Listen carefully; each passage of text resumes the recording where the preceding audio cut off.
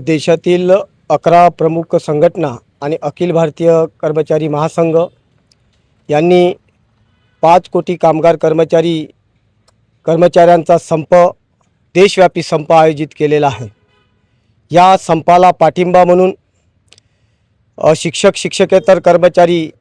समन्वय समितीने पाठिंबा म्हणून राज्यभर धरणे सत्याग्रह आयोजित केलेला आहे। या धरणे सत्याग्रहाच्या माध्यमातून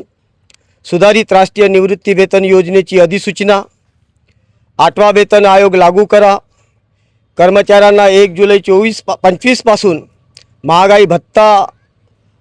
जो पेंडिंग आहे तो महागाई भत्ता द्या,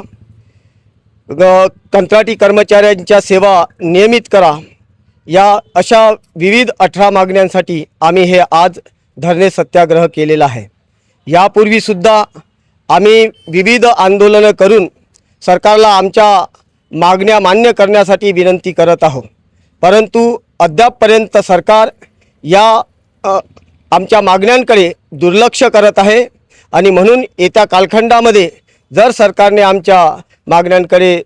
लक्ष दिलं नाही तर आम्ही